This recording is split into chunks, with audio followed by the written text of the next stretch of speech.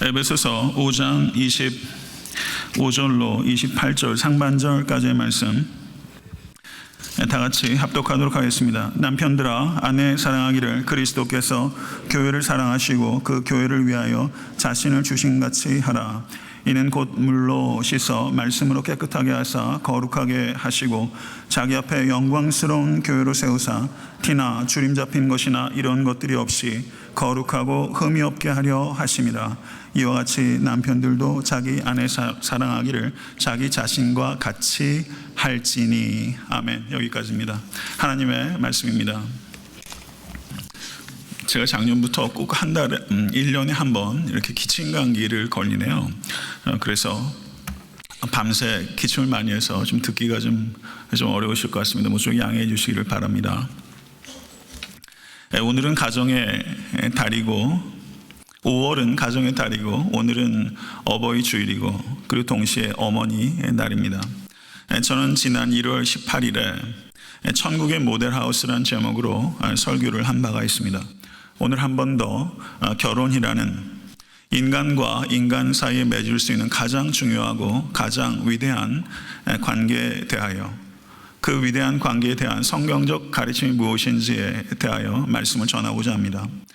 에베소서 5장 22절에서부터 6장 9절까지를 종교개혁자 마틴 루터는 가정준칙이라는 말로 표현했습니다. 그것은 고대 그리스 로마 시대에 가정을 이루는 모든 구성원들이 지켜야 되는 의무적인 덕목들을 기록하고 있기 때문에 그렇게 표현한 것입니다. 그 구성원들 가운데 가장 첫 번째로 남편과 아내의 부부관계에 대해서, 그 준칙에 대해서 기록하고 있는 것이 5장 22절에서부터 33절까지의 말씀입니다. 가정 준칙에 총 21절이 할애가 되고 있는데 사도 바울께서는 반이 넘는 21절을 부부간의 결혼 관계에 할애하고 있다는 것은 부부 관계가 모든 인간 관계의 가장 기초가 된다는 것을 이와 같은 일들을 통해서 밝히고자 하였을 것입니다. 사도 바울께서 결혼 관계에 대한 가르침 가운데 25절부터 27절까지는 교회를 그리스도의 신부로 묘사하고 있는 매우 중요한 본문 가운데 하나입니다. 교회에 대한 그리스도의 사랑은 아내를 향한 남편의 사랑의 모범이며, 그리스도에 대한 교회의 순종은 남편을 향한 아내의 순종의 모범으로 사도 바울께서 제시하고 있는 것입니다. 에베소서 5장 22절에서부터 33절은 크게 세 단락으로 나누어질 수 있습니다. 먼저 22절부터 24절까지는 아내들에게 주는 권면이고 25절에서부터 32절까지는 남편들에게 주는 권면이며 33절은 전체의 내용을 요약하는 동시에 결론을 맺고 있는 부분이라고 할 수 있습니다. 오늘은 어머니 날이기도 하거니와 지난 1월 18일에 아내가 남편에게 순종하라는 쪽으로 제가 지나치게 편중됐다는 여자 성도님들의 여러 같은 불만에 힘입어 오늘은 남편들이여 아내를 사랑하라 라는 말씀에 제가 초점을 온전히 두고서 말씀을 증거하고자 합니다. 25절은 남편들아 아내를 사랑하라 라고 명령하고 있습니다. 고대 그리스 로마 사회에서는 아내를 사랑하는 법에 대해서 가르치지 않습니다. 아내는 사랑해야 되는 대상으로 이해하기보다는 다스리고 통제해야 되는 대상으로 가르쳤던 것입니다. 하나님께서도 여자에게 이르시되 내가 내게 잉태하는 고통을 크게 더하리니 내가 수고하고 자식을 낳을 것이며 너는 남편을 사모하고 남편은 너를 다스릴 것이니라 라고 창세기에서 타락한 하와에게 하나님께서 말씀하셨습니다. 죄로 타락한 부부관계 속에서 아내는 남편의 다스림의 대상이었다는 것입니다. 그런데 그리스도 안에서 회복된 부부관계 속에서는 아내가 남편의 다스림의 대상이 아니라 사랑의 대상이 된 것입니다. 바울 시대에 스토아 철학이 성행했습니다. 스토아 철학파에서는 남편들에게 아내를 사랑하라 라고 가르치기는 했습니다. 그런데 스토아 철학에서 남편들에게 아내를 사랑하라 라고 가르칠 때 거기에 동원되고 있는 헬라어는 필레오라는 동사가 사용되고 있습니다. 그러나 사도 바울께서 오늘 25절에 남편들이 아내를 사랑하라 라고 했을 때 거기에 사용되고 있는 동사는 스토아 철학에서 동원되고 있는 필레오라는 동사가 아니라 아가파오라는 동사가 사용되고 있습니다. 아가파오라는 동사의 명사형은 잘 아시는 대로 아가페입니다. 아가파오라는 이 동사는 당대 철학에서는 유래를 찾아볼 수 없을 만큼 강력한 사랑, 심오한 사랑, 그 사랑을 가지고 남편들이 아내를 사랑하라 라고 말씀하고 있는 것입니다. 이 아가페의 사랑은 상대방이 우리에게 무슨 행위를 하든, 우리를 어떻게 대하든, 모욕하든지 상처를 주든지 폄하하든지 여한 행동을 할지라도 결코 마음속에 앙심을 품지 않고 도리어 그의 유익을 구하며 그를 사랑으로 섬기는 신적 사랑, 그것이 아가페의 사랑입니다. 아가페의 사랑은 감정에서 나오는 것이 아니라 믿음에서 나오는 사랑입니다. 감정에서 시작되는 사랑이 있지만 감정으로 완성되는 사랑은 하나도 없습니다. 아가페의 사랑은 본성적인 사랑이 아니라 비본성적인 사랑이고, 비본성적인 이 사랑은 인간의 본성을 이기는 사랑이기 때문에 이 아가페의 사랑은 victorious love, 승리적인 사랑입니다. 이 위대한 승리의 사랑을 배울 수 있는 곳은 오직 우리 주 예수 그리스도의 십자가뿐입니다. 그래서 사도 바울께서는 오늘 본문 말씀 가운데 5장 25절에서부터 27절까지 교회를 향한 그리스도의 이 아가파오, 자기 희생적인 신적 사랑, 디바인 러브에 대해서 사도 바울께서 교회론에 대해서 25절에서부터 27절까지 할애하여 위대한 가르침을 우리에게 주고 있는 것입니다. 바울은 그리스도를 교회의 신랑으로, 교회를 그리스도의 신부로 묘사하고 있습니다. 25절은 그리스도께서 교회를 사랑하셨으며 교회를 위하여 자기를 주셨다라고 두 개의 동사를 사용하고 있습니다. 그리스도께서는 교회를 사랑하시고 교회를 위하여 자기를 주심으로 그 사랑을 입증하셨습니다. 그리고 이 두 가지 예수 그리스도의 행위는 세 가지 목적을 가지고 있는데 그것은 26절에서 27절에 기록되어 있습니다. 우리 번역으로 보게 되면 세 가지 목적이 불분명하게 나타나지만 성경 원어를 보면 히나라는 접속사가 사용돼서 in order to, 세 가지 목적이 있다는 것이 보다 분명하게 문법적으로 드러납니다.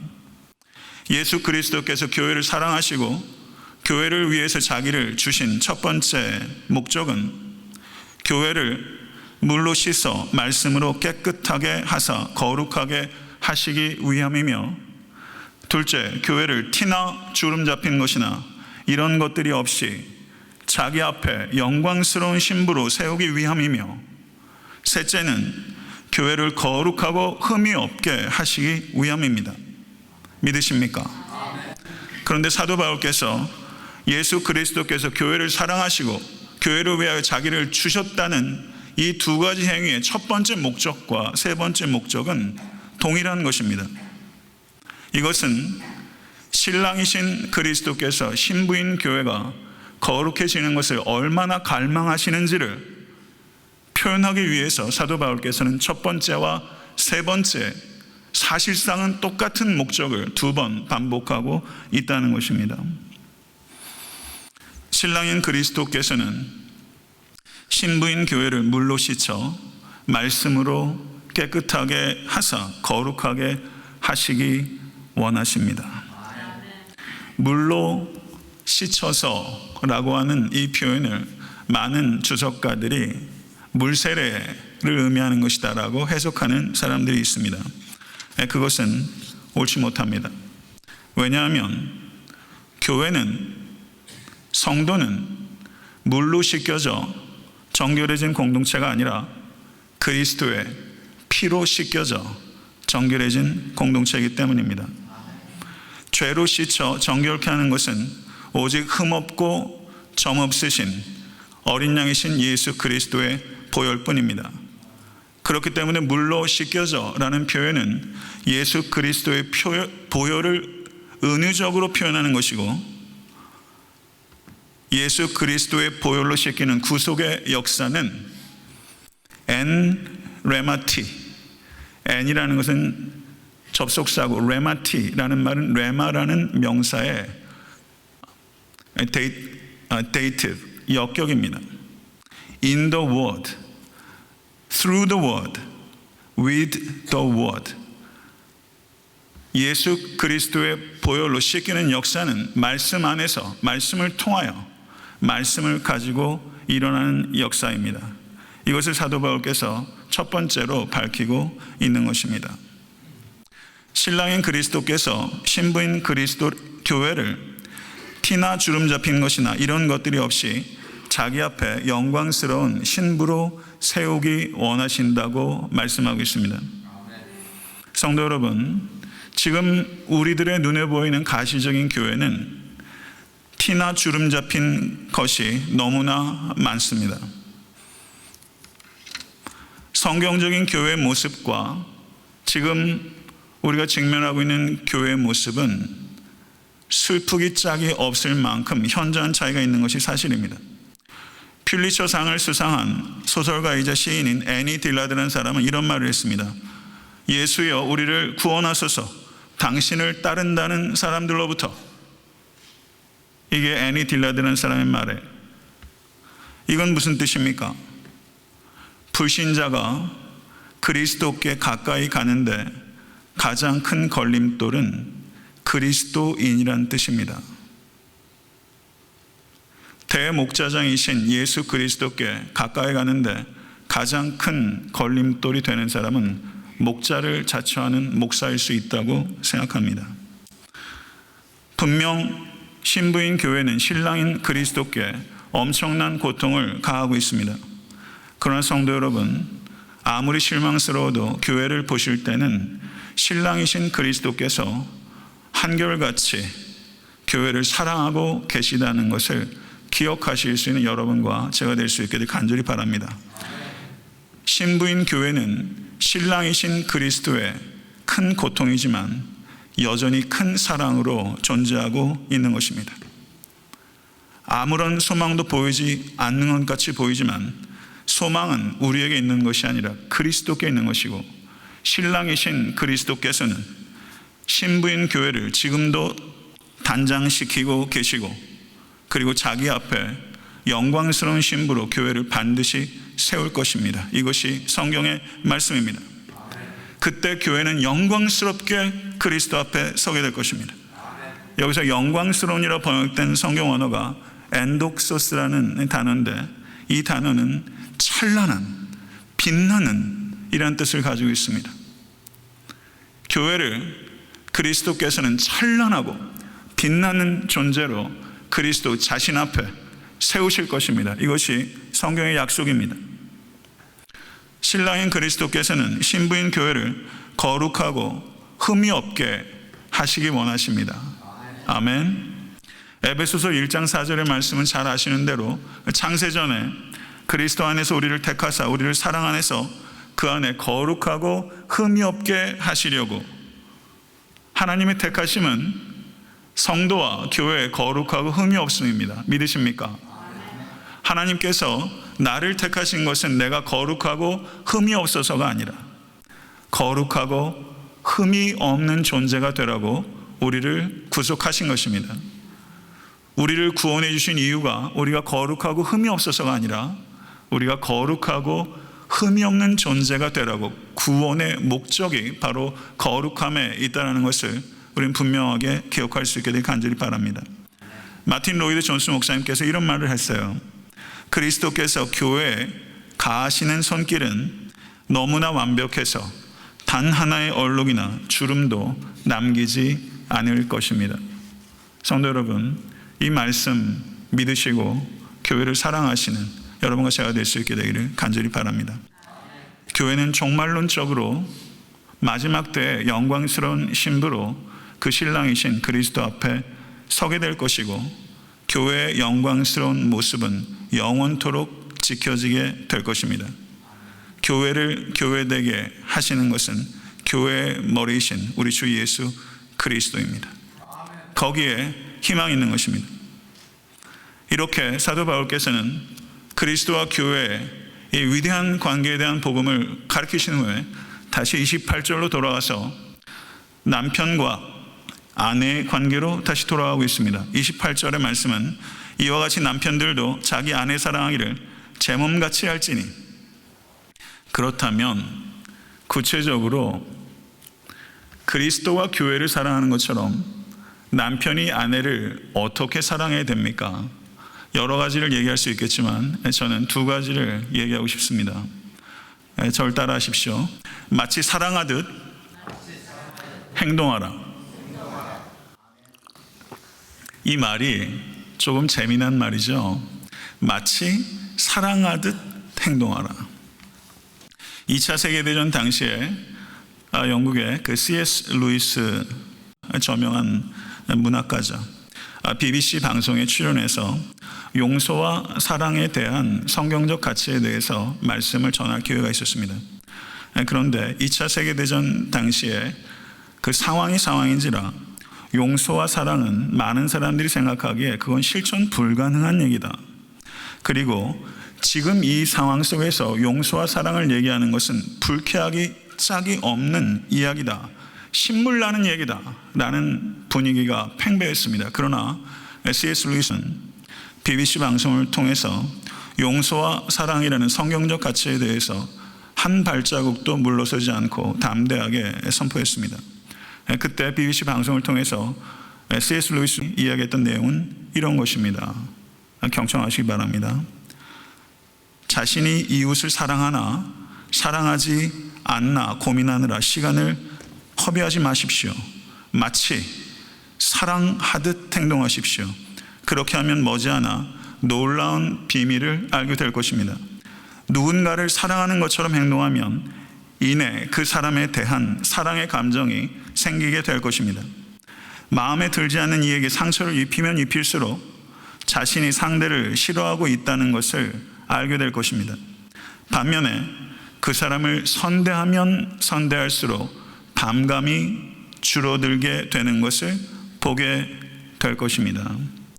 그 사람 역시 하나님께서 지으신 존재이기 때문에, 그리고 내가 행복해지길 바라듯 그 사람도 행복해졌으면 좋겠다 마음으로 누군가를 선대하면 그때마다 조금씩 그 사람을 사랑하게 되거나 적어도 그 사람을 덜 미워하게 될 것입니다.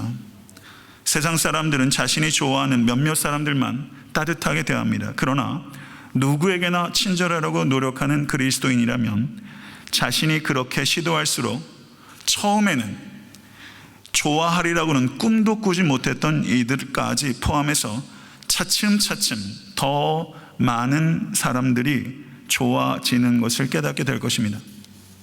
아마 독일 사람들도 처음에는 유대인들이 미워서 학대했을 것입니다. 미워할수록 잔인해졌고 잔인해질수록 더 미워하게 된 것입니다. 이런 악순환은 끊임없이 계속됩니다. 이게 C.S. 루이스 신학자의 말이에요. 곱씹을수록 깊은 말입니다. C.S. 루이스의 말을 요약하면 이런 거예요. 마치 사랑하듯 행동하십시오. 그러면 멀지 않아 사랑의 감정이 솟아날 것입니다. 이것을 이야기한 거예요. 성도 여러분, 제가 중요한 질문 하나 던지겠습니다. 사랑의 감정을 통제하는 것과 사랑의 행동을 통제하는 것, 어느 쪽이 더 어려울까요? 사랑의 감정을 통제하는 것과 사랑의 행동을 통제하는 것. 성도 여러분, 자신의 감정을 신뢰할 수 있으세요? 저는 30대까지는 제 감정을 신뢰했던 것 같아요. 그때 이후로는 이제 완전히 내려놨어요. 제 감정 신뢰할 게 도통 안 된다는 걸 깨달았습니다. 성경에서는 예수 그리스도는 말할 것도 없고 사도들도 사랑의 감정에 대해서는 일절 언급하지 않습니다. 오로지 사랑의 행동에 대해서 가르치고 있습니다. 어떤 느낌을 갖고 있느냐에 대해서 성경은 관심을 가지고 있지 않습니다. 어떤 행동을 하고 있느냐에 대해서 성경은 관심을 가지고 있는 것입니다. 사랑의 감정은 우리의 경험상으로도 사랑의 감정은 밀려왔다가 밀려갑니다. 사랑의 감정이 밀려왔을 때는 이 사람이 내 운명의 대상인가 보다, 내 소울메이트인가 보다 하고 들떠서 춤이라도 출 것 같다가 그 사랑의 감정이 썰물처럼 밀려나가게 되면 그 사람은 내 운명의 사람이 아니었어 라고 말하기 일쑤입니다. 사랑하는 성도 여러분, 사랑의 감정이 불처럼 뜨거울 때나 사랑의 감정이 얼음처럼 차가워졌을 때나, 감정은 참으로 변덕스럽지만 불처럼 뜨거울 때에도 얼음처럼 차가울 때도 우리는 일관된 방식으로 사랑의 행동을 통제할 수 있습니다. 그것을 말하고 있는 것입니다. 만약에 불처럼 뜨거운 사랑을 찾아서 헤매고 다니는 것이 우리의 삶의 방식이 된다면, 불처럼 뜨거운 사랑 찾으면 그 사랑 역시 얼마 지나지 않아 얼음처럼 차가워진다는 것을 경험하게 될 것입니다. 성도 여러분, 부부간에 말할 것도 없고 다른 여호와한 관계 속에서도 불같이 뜨거운 사랑의 감정을 유지하고 지키려고 하는 것, 소용없는 일이고 더 정확히 말하면 나쁜 것입니다. 아내가 별반 매력이 없어지고 사랑스럽지 않아지더라도 더욱더 한결같은 마음으로 사랑하고 섬기는 일에 남편들은 헌신해야 합니다. 사랑스럽지 않을 때도 일관된 방식으로 사랑할 수 있을 때, 그때 그 사랑은 사랑다워지는 것입니다. 그때 그 사랑은 심오함을 갖게 되는 것이고 풍성함을 갖게 되는 것이고 고결함을 갖게 되는 것입니다. 남편들이요, 바울을 흉내낸 겁니다. 남편들이요, 사랑하는 아내가 될 수 있도록 지금 사랑의 행동을 하십시오. 깊이 생각하십시오. 사랑스러운 아내가 될 수 있도록 지금 사랑의 행위를 하는 것이 그리스도를 본받는 남편의 행위가 되어야 되는 것입니다. 그러나 성도 여러분, 아내 여러분, 이 사랑의 의무는 남편에게만 주어진 의무가 아니라 아내에게도 주어진 의무고 모든 성도에게 주어진 의무입니다. 감정적으로 전혀 끌리지 않는 사람, 가족 내에서도 있고 교회 내에서도 있고 목장 내에서도 있어요. 나는 저 사람하고는 감정적으로 정말 클릭이 안 돼, 내 과가 아니야. 그러나 역시 동일한 원리를 적용해서 저를 다시 한번 따라 하시죠. 마치 사랑하는 것처럼 행동하라. 마치 사랑하는 것처럼 행동하라.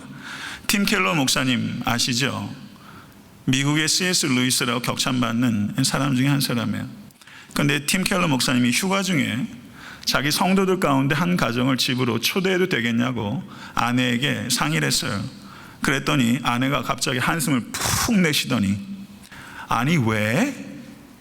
이렇게 아내가 목사님에게 되물었어요. 아니 왜 그 사람을 초대하는 거예요? 1년에 한 번 휴가하는데 왜 그 사람들을 초대하는 겁니까?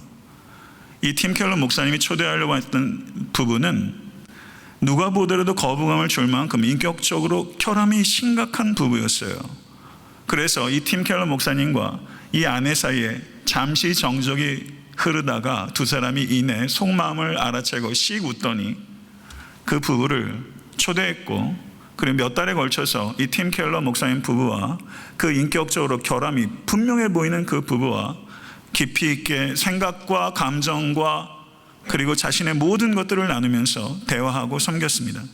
그러다 몇 달이 지나다 보니 팀 켈러 목사님 내외가 그 인격적으로 결함이 뚜렷해 보이는 부부를 좋아하게 되었다라는 얘기예요. 그럴 수 있을 것 같지 않아요? 성도 여러분, 혹시 제가 저희 집으로 성도님을 초대하면 내가 거부감이 들 만큼 인격적으로 결함이 있나 생각하는 것은 전적으로 여러분의 판단에 맡기도록 하겠습니다. 두 번째, 저를 한번 따라 하시죠. 거룩하게 하는 일에 헌신하라. 마치 사랑하는 것처럼 행동하라. 두 번째는 거룩하게 하는 일에 헌신하라. 외울 거 두 개밖에 없어요. 거룩하게 하는 일에 헌신하라. 남편은 아내를 거룩하게 하는 일에 헌신해야 합니다. 물론 이 헌신은 남편에게만 주어진 명령이 아니라 아내에게도 주어진 명령이에요. 남편과 아내에게, 그리고 목회자에게, 목자에게, 그리고 모든 성도에게 주어진 거룩한 소명은 다른 이들을 거룩하게 하는 일에 헌신하는 것입니다. 물론 우리를 거룩하게 하시는 이는 거룩의 영이신 성령님이십니다.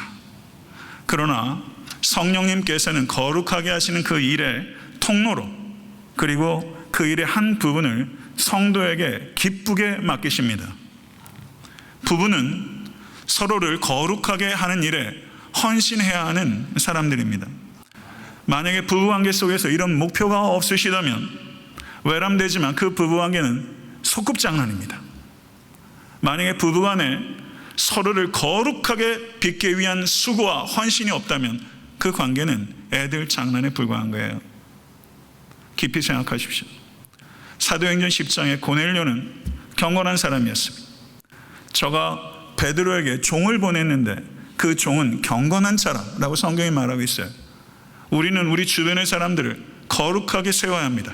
이것은 우리에게 주어진 거룩한 책무입니다. 부부는요, 특별한 존재예요. 부부는 마주보는 존재예요. 마주보는 에로틱한 사랑을 나눌 수 있는 1:1입니다.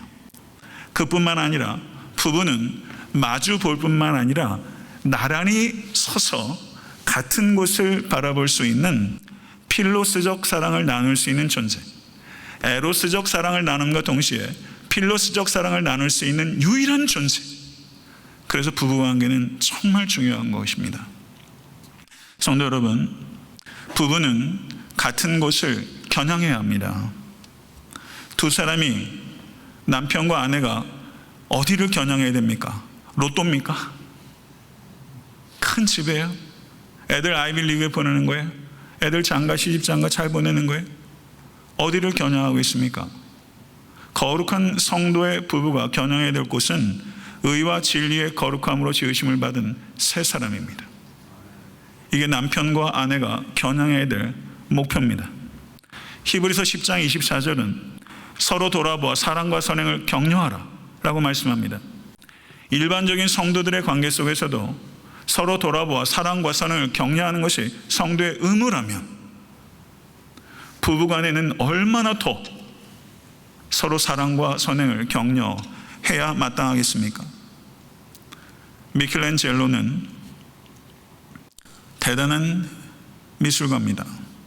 미켈란젤로가 너무나 아름답게 조각을 하니까 사람들 중에 이렇게 묻는 사람이 있어요. 어떻게 이렇게 멋진 다윗상을 만들 수 있었습니까? 그러더니 미켈란젤로가 이렇게 대답한 거예요. 대리석을 잘 뜯어보고 다윗 같지 않은 부분을 떼어냈을 뿐입니다. 대리석을 잘 살펴보고 다윗 같지 않은 부분을 떼어낸 거예요. 하나님께서는 예수님을 주와 그리스도로 영접하는 순간 그리스도의 영이자 하나님의 영이신 성령께서 우리 안에 내주하십니다. 하나님께서는 그 성령님을 통해서 하나님의 자녀답지 않은 부분들을 떼어내고 계십니다. 믿으십니까? 그리고 부부는 그 일에 동참한 존재로서 내 남편, 내 아내 안에 하나님의 자녀답지 못한 부분들을 떼어내는 일에 동참하도록 부르심을 받은 존재입니다. 믿으십니까? 그렇기 때문에 남편과 아내는 서로에게 이런 마음을 가져야 되는 거예요. 당신이 다듬고 계신 하나님을 저는 바라보고 있습니다. 내 마음이 얼마나 감격적인지 나도 그 한 부분이 돼서 당신을 돕고 싶습니다. 하나님과 당신의 동반자가 되어 거룩한 나라의 영광스러운 상속자로 변모되어가는 여정에 동행할 수 있어서 저는 진실로 감사합니다. 복음이 서로의 삶 속에서 역사하는 놀라운 일들을 볼 것을 생각하면 저는 너무나 기쁩니다. 티 없이 아름답고 영광스러운 모습으로 하나님 앞에 서게 되는 당신을 저는 꿈꿉니다. 이게 남편과 아내가 나눠야 되는 대화예요. 저는 말씀을 준비하면서 이런 내용들을 책으로 읽고 생각하면서 이렇게 속으로 이렇게 울컥하더라고요. 아, 이런 삶으로 우리를 부르셨구나. 이런 삶으로 우리를 부부관계를 허락하셨구나. 이런 삶으로 목사와 성도가 되게 하셨구나. 이런 삶으로 목자와 목원이 되게 하셨구나. 나는 집사님 안에서 집사님을 다듬고 계시는 하나님을 보고 있어요. 하나님의 그 아름답고 고결하고 거룩한 나라에 합당한 상속자로 하나님께서 일하고 계신 것을 저는 보고 있어요. 저는 그 여정에 제가 지금 함께하고 있어서 너무 기쁘고 감격적입니다. 이게 비단 남편과 아내 사이의 문제는 아니잖아요. 저와 여러분과의 관계이기도 하고 옆에 있는 성도들과의 관계이기도 해요. 이런 고상한 여행으로 저를 초대해 주셨다는 게 너무 감사하고 어떨 땐 너무 송구스러워요. 이 일을 과연 잘하고 있는가?